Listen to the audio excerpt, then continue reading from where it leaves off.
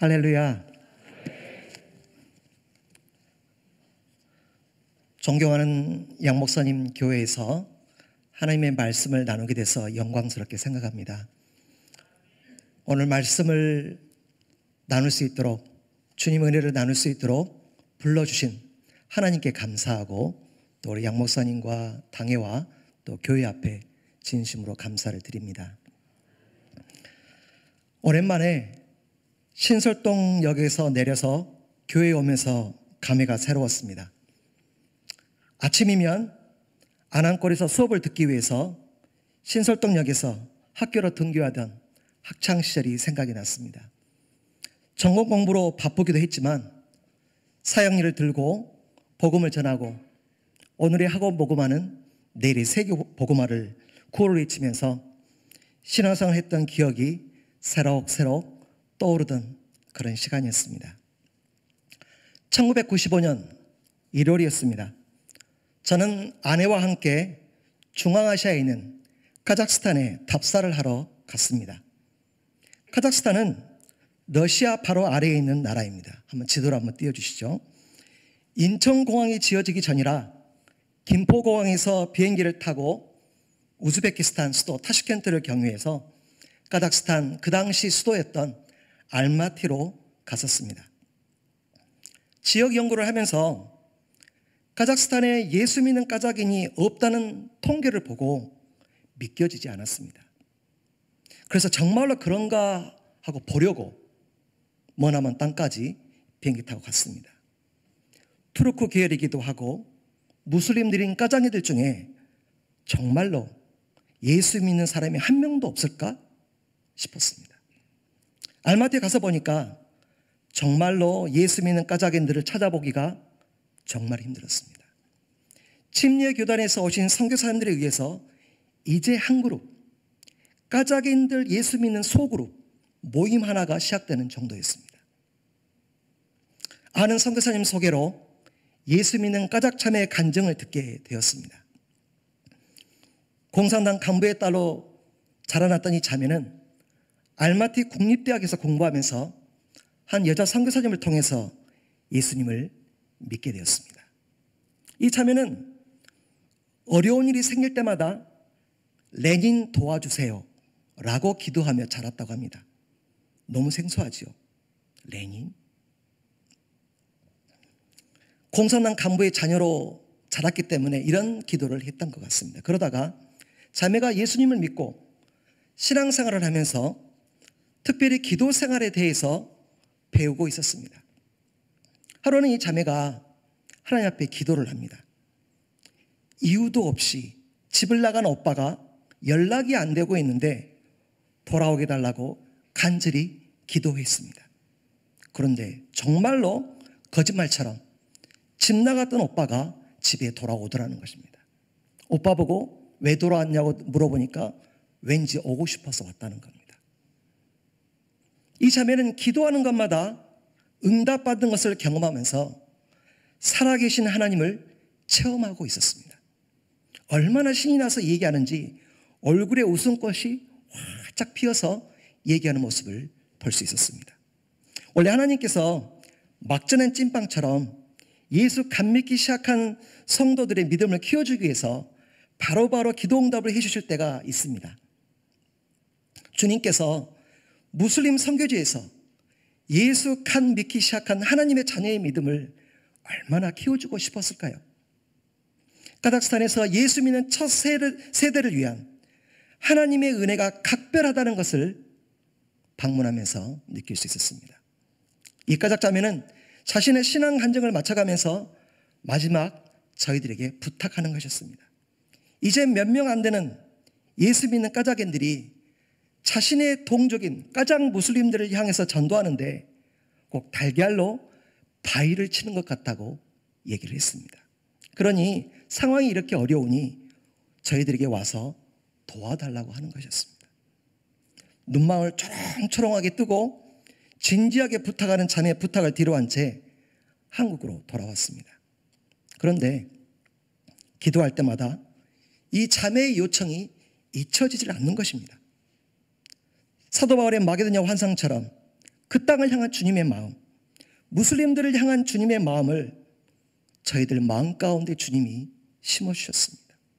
그리고 결국 주님은 우리의 발걸음을 그 땅으로 옮기셨습니다. 주님께서 요나를 부르실 때 아수르 제국 니느웨 성을 향한 주님의 마음이 이렇지 않았을까 싶습니다. 주님은 심판받아 죽어갈 니느웨 백성을 불쌍히 여기면서 요나를 부르십니다. 하지만 요나는 이스라엘의 적국 아수르 제국의 수도 니느웨 사람들이 구원받는 게 너무 싫었습니다. 그래서 요나는 다시스로 도망을 찾지만 하나님은 요나를 위한 특별한 프로그램을 진행하십니다. 하나님은 요나가 다시스로 타고 가는 배에 풍랑을 보내셔서 요나는 결국 바다로 던져지게 됩니다. 하나님께서는 준비하신 물고기 뱃속에서 사흘 동안 요나를 위한 부흥회를 인도하십니다. 요나는 소아에게 쏟아지는 물고기 뱃속에서 얼마나 힘들었을까요?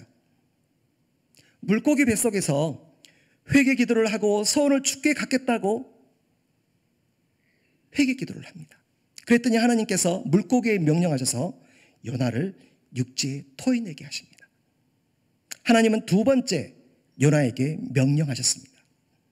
일어나 저 큰 성읍 니느웨로 가서 내가 내게 명한 바를 그들에게 선포하라. 다시 기회를 주시면서 말씀하십니다.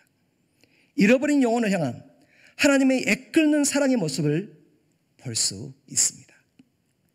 니느웨는 사흘길을 걸을 만큼 큰 성읍입니다. 요나는 하나님 명령에 순종해서 하룻길을 걸으면서 회개의 복음을 전파합니다. 하나님께서 명령하신 대로 회개의 복음을 전파했는데 그런데 하나님께서 니느웨 성을 심판하지 않으십니다. 이렇게 하나님께서 니느웨 백성을 심판하지 않으시고 긍휼히 여기시는 모습을 보면서 요나는 매우 화가 났습니다. 하나님, 내가 이럴 줄 알았습니다. 주께서는 은혜로우시며 자비로우시며 노하기를 더디하시며 인애가 크시사 뜻을 돌이켜 재앙을 내리지 않으시는 하나님인 줄 내가 알았습니다. 이제 내 생명을 거두어 주십시오. 사는 것보다 죽는 것이 내게 낫겠습니다. 다시스로 도망쳤던 자신의 불순종의 이유를 정당화하면서 하나님께 따집니다. 이 상황에서 하나님께서 말씀하십니다. 네가 성내는 것이 옳으냐? 요나는 하나님의 명령에 순종해서 니느웨 성에 와서 복음을 전하긴 했지만 내심 니느웨 백성이 멸망하기를 바랐던 모양입니다. 아버지의 마음을 헤아리지 못하는 요나가 너무 안타깝습니다. 돌아온 탕자 이야기에서 아버지의 마음을 전혀 헤아리지 못하는 큰아들처럼 철이 없는 요나의 마음을 읽을 수 있습니다. 그래서 하나님께서 요나를 위해 두 번째 프로그램을 준비하십니다. 본문 5절에 이렇게 기록하고 있습니다. 요나가 성읍에서 나가서 그 성읍 동쪽에 앉아 거기서 자기를 위하여 초막을 짓고 그 성읍에 무슨 일이 일어나는가를 보려고 그 그늘 아래에 앉았더라. 요나는 성읍에 나가서 초막을 짓습니다. 요나가 짧은 시간 동안 얼마나 초막을 야무지게 잘 만들 수 있었겠습니까? 뜨거운 햇빛을 겨우 가릴 정도로 듬성듬성 지붕을 만들었을 것입니다. 햇살이 쏟아지는 가운데 초막 아래에 드리워진 그늘에 자리를 잡았습니다. 바로 이때 하나님께서 박넝쿨을 예비하셔서 뜨겁게 장렬하는 태양빛으로부터 요나를 가리게 해주십니다. 아수르의 니느웨는 지금 이라크 북부 지역입니다. 중동의 뜨거운 햇살이 얼마나 뜨거웠을까요? 저도 이라크 끝자락에 있는 쿠웨이트에서 선교하면서 1년 정도 지낸 적이 있습니다. 그곳 여름에 태양빛이 얼마나 뜨겁던지 섭씨 50도가 넘어가더라고요.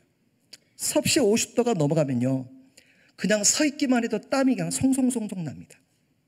중동의 여름이 그렇더라고요. 이런 지독한 더위 속에서 요나의 머리를 가려줄 그늘을 하나님이 만들어 주셨으니 요나가 얼마나 행복했을까요? 성경은 이렇게 기록합니다. 요나가 박넝쿨로 말미암아 크게 기뻐하였더라. 우리는 하나님이 내게 만들어 주신 박넝쿨 때문에 참 행복할 때가 많습니다. 가정도 주시고 직장도 주시고 거할 집도 주시고 많은 것들을 허락해 주셨습니다. 하나님께서 주신 것에 대해서 감사하고 기뻐하는 삶은 참으로 복된 삶입니다. 그런데 중요한 것은 하나님이 내게 주신 박넝쿨 때문에 정작 하나님께서 마음을 품고 귀하게 여기시는 영혼들에 대해서 무심할 때가 너무 많다는 것입니다. 하나님이 내게 주신 편안함에 젖어서 아버지의 뜻, 아버지의 마음과는 상관없는 삶을 살 수 있는 것이죠. 그런데 실제로 보면 하나님께서 벌레를 준비하십니다. 이튿날 새벽 박넝쿨을 갉아먹게 하셔서 시들어버리게 하십니다. 그리고 8절에 해가 뜰 때 하나님께서 뜨거운 동풍을 준비하셨고 해는 요나의 머리에 쪼이니까 요나는 정신이 혼미해져서 스스로 죽기를 구합니다. 사는 것보다 죽는 것이 내게 나으니이다. 하나님께서 요나에게 기쁨을 주고 편안함을 주던 박넝쿨의 그늘을 거두어 가시고 하나님께서 뜨거운 동풍을 보내자 요나는 죽기를 구하며 불평합니다. 중동의 뜨거운 태양열 때문에 힘든 것은 알지만 요나는 자신에게 주신 사명을 잊어버리고 죽기를 구합니다. 하나님께서 주신 사명을 감당하느라 힘들어서 죽기를 구하는 것이 아닙니다. 자기 머리에 그늘을 제공했던 박넝쿨 시들게 했다고 하나님께 불평하며 죽겠다고 하는 것입니다. 요나가 4장에서만 2번이나 죽기를 구하는 것을 볼 수 있습니다. 첫 번째는 3절에서 하나님께서 니느웨 성에 재앙을 내리지 않자 요나가 화가 나서 내 생명을 거두어 가소서, 사는 것보다 죽는 것이 내게 나음이이다. 또 두 번째는 8절에서 그늘을 만들어주던 박넝쿨이 시들고 뜨거운 동풍이 분다고 스스로 죽기를 구하여 이르되 사는 것보다 죽는 것이 내게 나으니다라고 불평을 합니다. 요나는 자신이 원하는 대로 니느웨 성에 재앙을 내리지 않는다고 박넝쿨을 시들게 했다고 죽겠다고 합니다. 요나가 아버지의 마음을 몰라도 너무 몰라주는 그런 모습입니다. 어쩌면 이런 요나의 모습이 우리의 모습일 수 있겠다는 생각이 듭니다. 열방을 향한 아버지의 마음을 너무도 몰라주고 무심한 나의 모습은 아닌지 모르겠습니다. 하나님 아버지께서 요나에게 묻습니다. 네가 이 박넝쿨로 말미암아 성내는 것이 어찌 옳으냐? 요나는 대답합니다. 내가 성내어 죽기까지 할지라도 옳습니다. 사천개 자녀를 둔 부모가 자식과 대하는 것 같습니다. 하나님께서 이런 요나를 향해 속내를 적나라하게 말씀하십니다. 10절 11절 말씀 우리 같이 한번 읽어보겠습니다. 시작.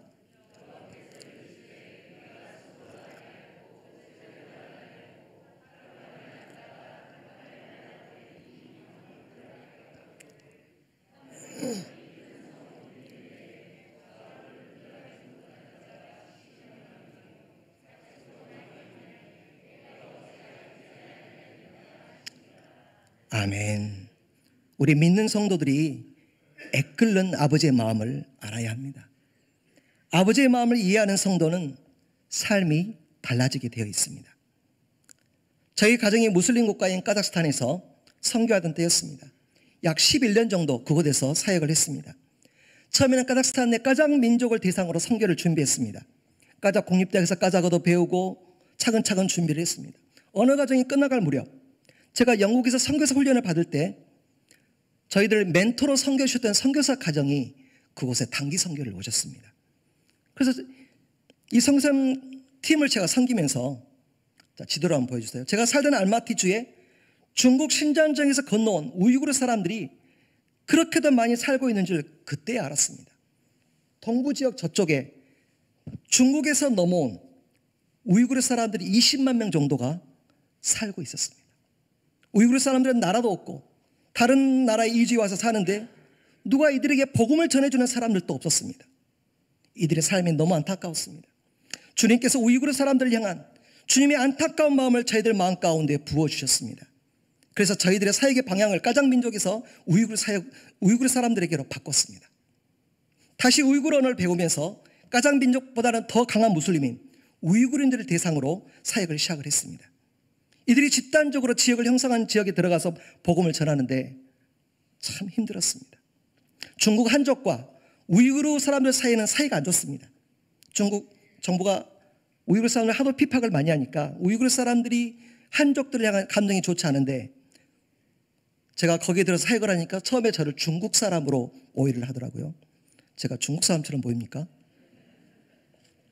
전도하다가 목이 말라서 가게에 들어가서 음료수를 사겠다고 하면 저한테는 음료수를 안 판다는 겁니다. 들어갈 방법이 없었습니다. 그래서 현지인들과 관계를 쌓기 위해서 처음에는 비영리 단체를 세워서 운영을 했습니다. 한국 다른 나라에서 단기팀을 통한 의료사역, 그리고 영어, 컴퓨터 등을 가르쳐주면서 마을 속으로 서서히 들어갔습니다. 마을 사람들을 섬기면서 신뢰를 쌓아가면서 지역 공동체에 스며들어가기 시작했습니다. 시간이 지나면서 지역에 중요한 행사가 있으면 저희들을 부르기 시작했습니다. 신뢰가 쌓인 거죠. 그러는 동안 개인 전도를 통해서 소그룹 모임이 형성이 되고 현지인 예배를 드리기 시작했습니다. 그런데 까닭정부의 교회 등록이 안 된 상태에서 예배를 드리다 보니까 마을 사람들에게 알려지고 경찰이 찾아왔습니다. 소련으로부터 1991년 까자흐스탄이 독립은 했지만 모든 경찰 시스템은 옛날 그대로 구스런 경찰 시스템 그대로였습니다. 까자흐 정부가 무슬림들이 기독교를 개종하는 것은 민감하게 반응하기 때문에 러시아는 섞어서 가까스로 까자흐 정부에 교회 등록을 했습니다. 교회 이름은 술탄 코르간, 그 지역 마을 이름을 따서 지었습니다.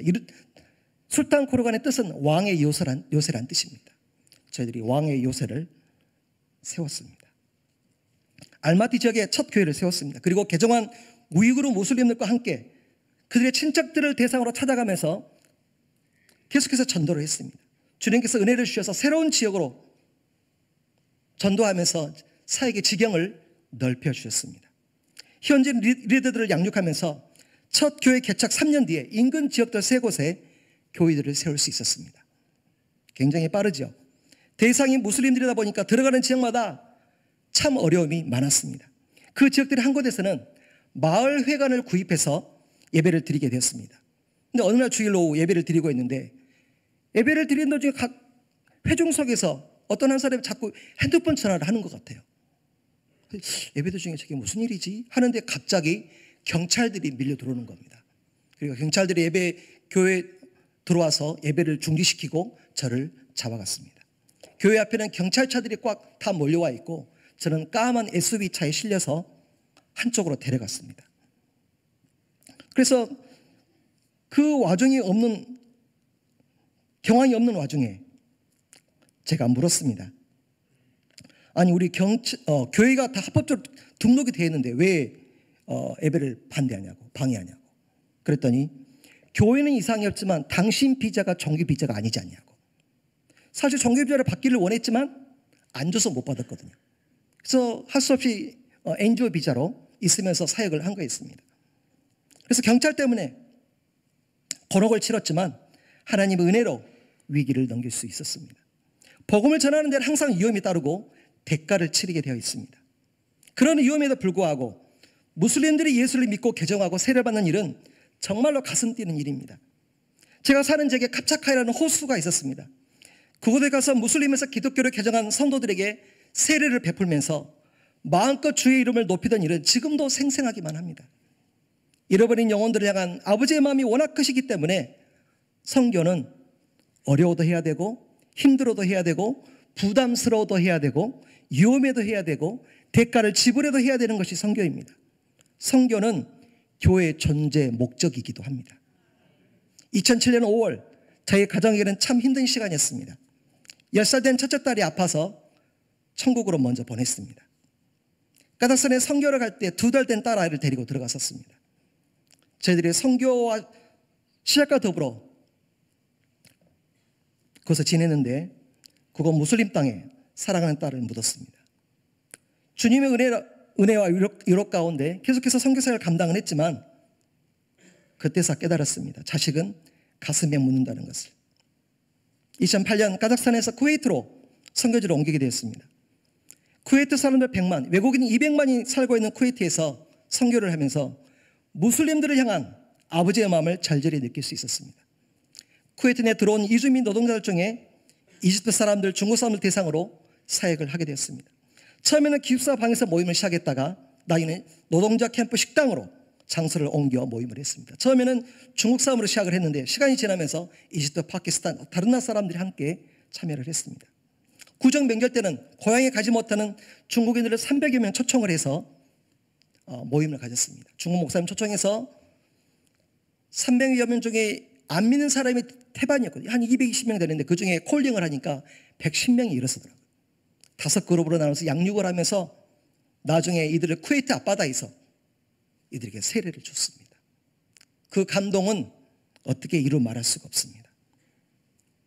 그리고 쿠웨이트 사역을 마치고 그동안 12년 동안 안식년을 못 해서 LA에서 안식년을 한 2년 반 갖고 한국에 들어왔습니다.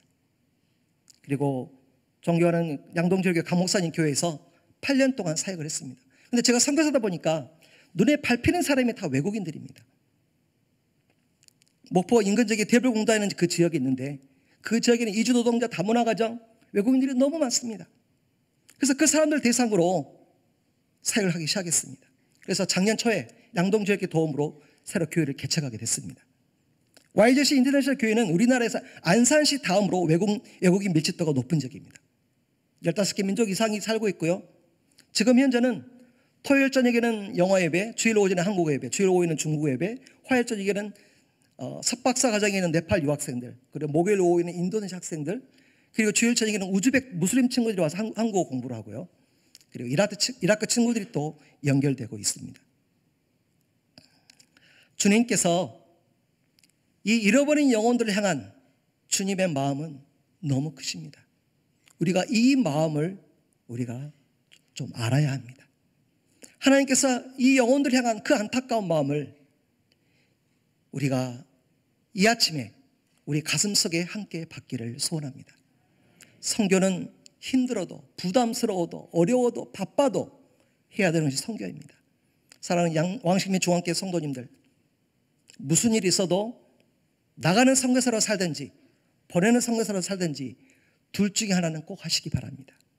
그리고 국내에 들어와 있는 250만에서 300만에 가까운 외국인들 눈여겨보시면서 아무도 돌보지 않는 이들 돌봐주시고 사랑으로 섬기시길 바랍니다. 그러면 이들도 예수 그리스도를 영접하고 세례받고 주님 안에서 성장해가는 놀라운 일들을 목도할 수 있습니다. 우리 잠깐 같이 기도하겠습니다. 사랑하는 주님, 감사합니다. 지금까지 잃어버린 영혼을 향해 안타까워하시는 주님의 마음을 함께 나눴습니다. 하나는 주님의 사랑을 경험하고 살고 있는 우리가 구체적으로 주님과 함께 선교 사역을 감당하기를 원합니다. 해외로 나가는 선교사로 살든지 국내 타문화권 선교사로 살든지 보내는 선교사로 살든지 셋 중에 하나는 꼭 감당하며 살 수 있도록 도와주시옵소서. 이 땅에 주님의 몸된 왕십리 중앙교회를 세우셔서 감사드립니다. 피 묻은 그리스도의 복음을 잃어버린 영혼들에게 전파하는 선교의 사명을 감당하는 삶을 온 교회가 살게 하옵소서. 감사하며 존귀하신 예수님의 이름으로 기도합니다.